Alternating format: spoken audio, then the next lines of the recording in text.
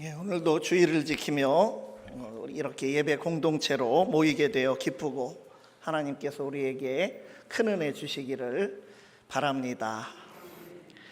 우리가 이렇게 주일 예배를 드리며 이 자리에 앉아 있는 것은 예수를 믿기 때문입니다. 우리는 그리스도의 은총을 입어서 예수님을 믿고 따르는 그리스도인들입니다. 그런데 예수님을 믿게 되면서 우리는 무엇이 바뀌었습니까? 우선 보면 이렇게 주일에 예배를 드리고 성경도 읽고 기도도 드립니다. 또 헌금을 봉헌합니다. 성도들이 서로 형제 자매로 부르고 직분도 받아서 섬기고 교회에서 또 봉사하고 교회를 중심으로 또 생활을 합니다. 그렇지만 예수를 믿고 정말로 바뀌어야 하는 것이 있습니다. 우리의 생각의 틀, 사고방식, 우리의 가치관이, 세계관이 바뀌어야 합니다. 보는 관점과 가치 기준이 예수 믿는 자답게 변화되어야 하는 것입니다. 예수님 중심으로 가치관이 바뀌지 않으면 우리가 겉으로 무슨 행동을 하고 달라지는 어떤 모습이 겉으로 있다고 하더라도, 그리고 아무리 오래 교회 생활을 하고 오래 봉사하고 전도하고 헌신한다고 해도 진정 그리스도인이라고 우리가 말할 수 있을까? 사실 주님 앞에 우리가 떳떳하게 설 수 있을까? 우리가 한번 질문을 던져봅니다. 예수를 믿는다는 것은 예수 그리스도를 선물로 받은 것입니다. 예수 그리스도와 연합하게 된 것입니다. 이 사도 바울은 예수 그리스도와 합하여 연합하는 그런 세례라고 말씀을 하였습니다. 우리가 세례 받을 때 물속에 들어갔다가 물 밖으로 일어나 나오는 행위가 바로 그리스도의 죽으심과 부활을 재현하는 행위이고, 그리스도로 말미암아 죄는 죽고 하나님께는 살아있게 되었음을 선포하는 의식입니다. 예수 믿는 사람들은 예수 그리스도의 죽으심과 부활과 승천과 하늘 보좌에 앉아 계심과 그리고 장차 재림하시어 영원토록 다스리실 분과 연합한 것입니다.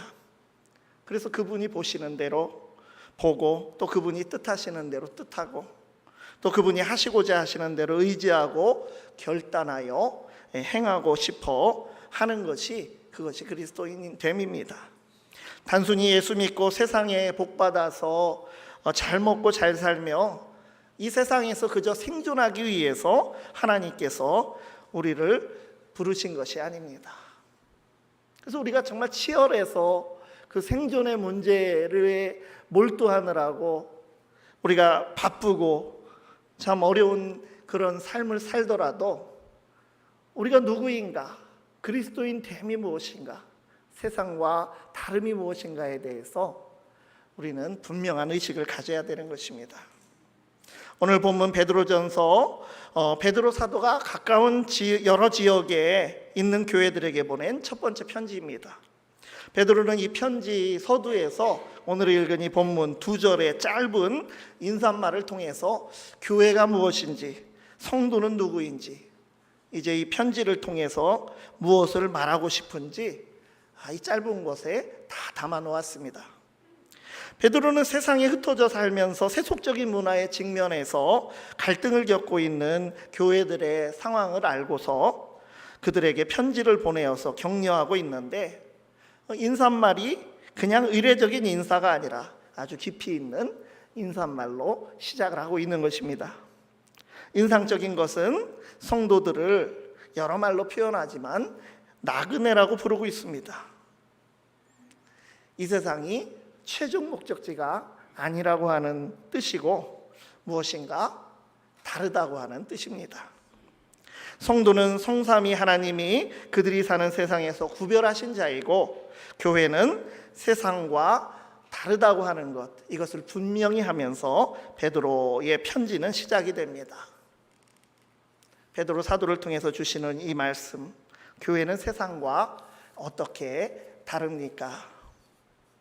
첫 번째로 교회는 세상과는 다른 길에 서 있습니다.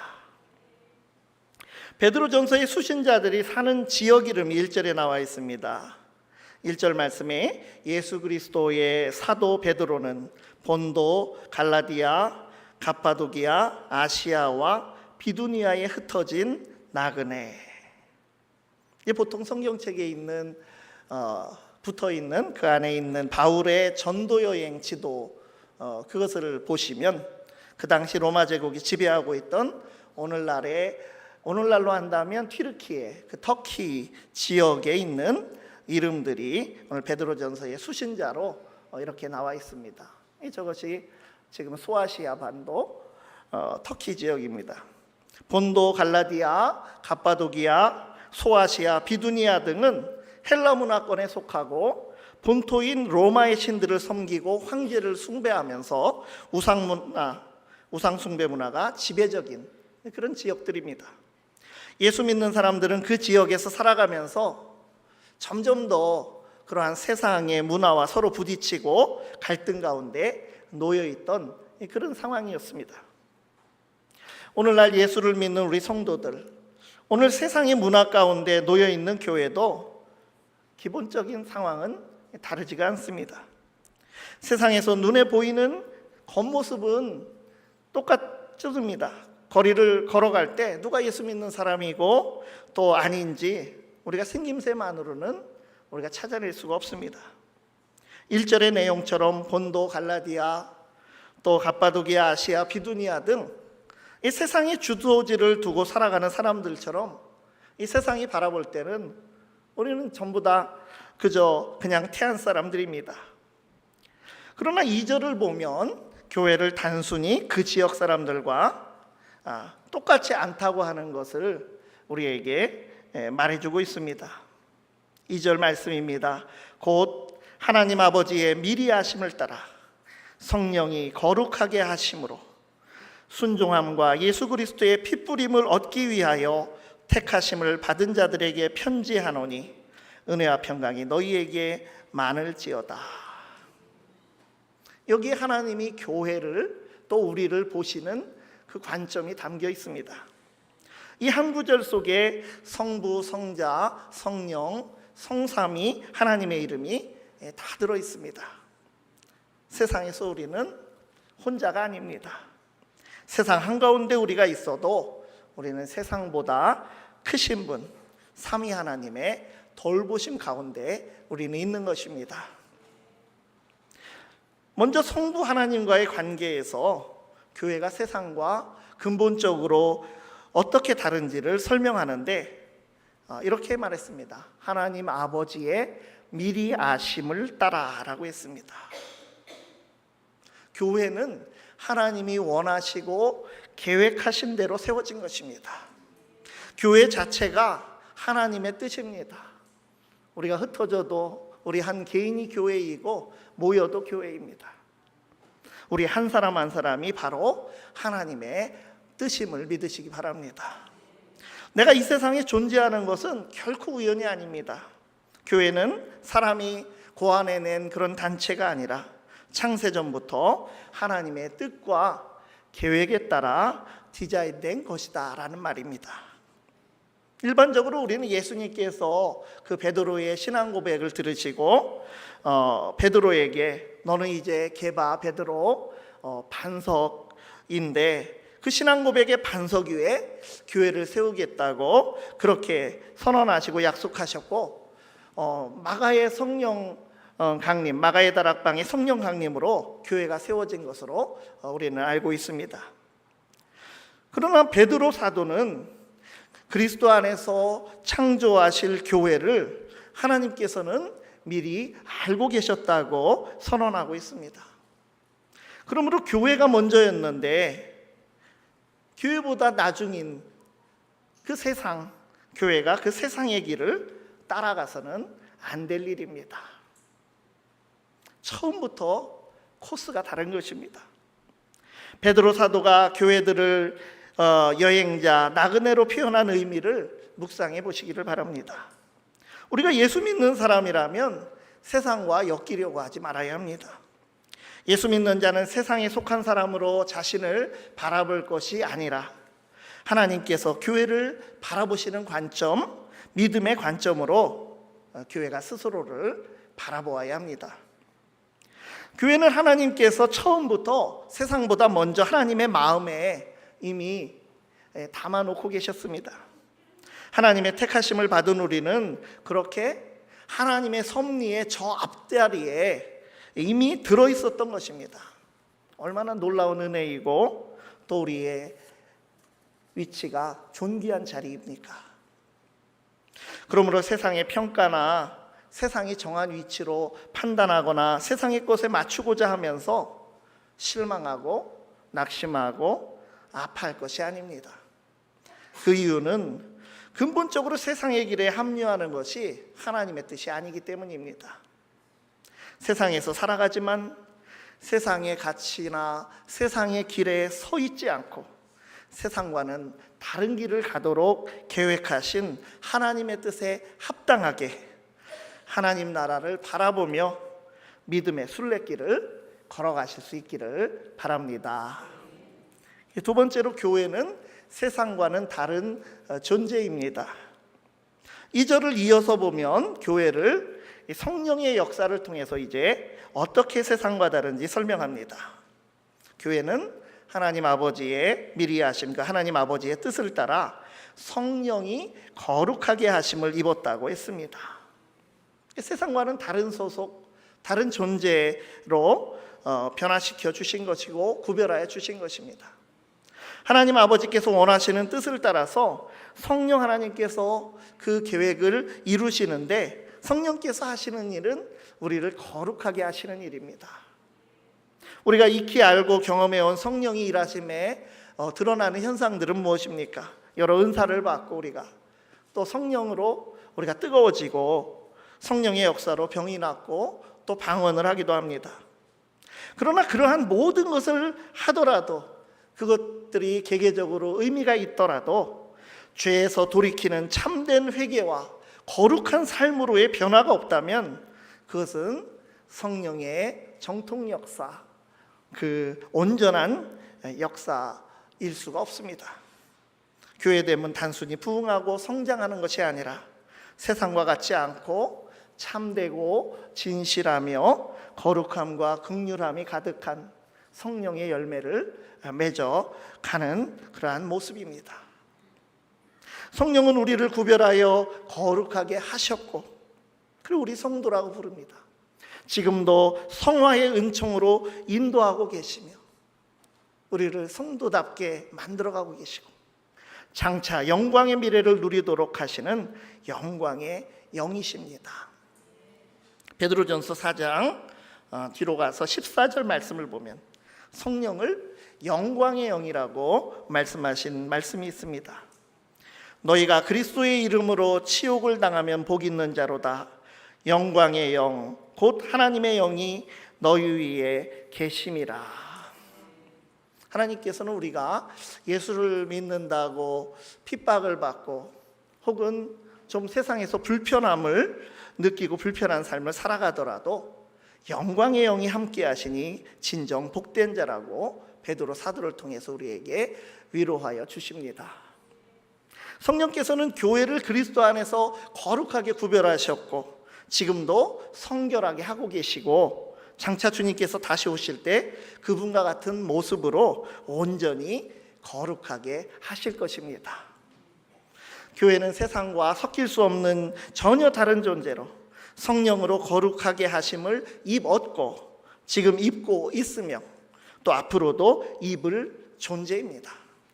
성령의 역사하심은 과거에도 현재에도 또 미래에도 우리에게 계속 은혜로 임하고 있는 것입니다. 우리가 택하심을 받아 교회로 부름받은 구별된 자들이라는 면에서 성령께서 주시는 성화의 은총을 이미 우리는 확정적으로 받았습니다. 그리고 그 변화된 거룩한 신분에 걸맞게 지금도 성화를 지속적으로 받고 있습니다. 또한 최종적으로 종말에 온전히 거룩하게 될 것입니다. 성령께서는 우리를 살아있는 거룩한 성전으로 지어가고 계십니다. 교회는 세상과 섞일 수 없는 전혀 다른 존재입니다. 처음부터 끝까지 우리를 돌보시어 거룩한 존재가 되게 하셨고, 되게 하시며 되게 하실 성령의 역사하심에 우리의 인생길을 온전히 맡겨드릴 수 있기를 바랍니다. 세 번째로, 교회는 세상과는 다른 목적을 향해 가는 것입니다. 베드로 사도는 이제 성자 예수 그리스도와의 관계를 통해서 세상과는 다른 교회를 설명합니다. 베드로는 그가 만난 하나님의 아들 예수 그리스도가 성부 하나님의 뜻을 따라 성령이 거룩하게 하시는 그 사역의 목적이라고 선포합니다. 베드로는 교회를 성령을 통하여 거룩하게 하시는 하나님의 뜻은 바로 순종함과 예수 그리스도의 피뿌림을 얻기 위하여라고 말씀하였습니다. 여기 이 말씀에서 순종함이 누구의 순종인지, 피뿌림이라고 말한 뜻은 무엇인지 조금 난해한 구절이지만 우리가 잘 해석해야 하는 그런 구절이기도 합니다. 우리말 성경이 위하여라고 번역한 대로 하나님께서 성령을 통해서 역사하시어 우리를 거룩하게 구별하시고 계속해서 성결하게 빚어가시는 그 목적은 무엇입니까? 먼저 우리의 순종함이 그리스도의 장성한 분량에 이르게 하시기 위함입니다. 그 순종함은 예수님이 먼저 가신 길입니다. 하나님 아버지의 뜻에 순종하시어 인간의 몸으로 이 땅에 오신 예수님, 죽기까지 복종하신 예수님, 그분이 순종하심으로 이루신 구원의 은총을 우리는 다 선물로 받았습니다. 예수 그리스도께서 순종하신 것처럼 우리도 복음을 믿어 순종함으로 그리스도 안에서 살게 되었고, 계속해서 그리스도께 순종의 삶으로 응답하며 사는 것이 우리의 삶의 과정이고 목적이 되었습니다.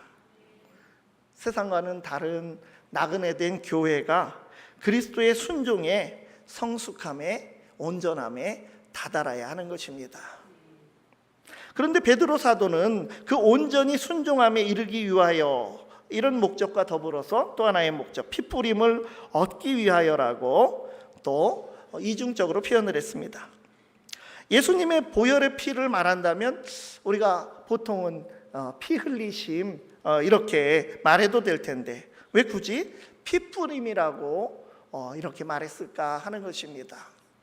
신약 성경에서 여기에 히브리서에 유사한 구절이 있지만 바로 여기에만 피뿌림이라고 하는 이러한 표현을 쓰고 있습니다. 이것은 구약 성경에서 하나님께서 하나님의 백성을 구원하신 출애굽 사건과 연관된 표현입니다. 출애굽기 24장 7절 8절 말씀에 언약서를 가져다가 백성에게 낭독하여 듣게 하니 그들이 이르되 여호와의 모든 말씀을 우리가 준행하리이다. 모세가 그 피를 가지고 백성에게 뿌리며 이르되 이는 여호와께서 이 모든 말씀에 대하여 너희와 세우신 언약의 피니라.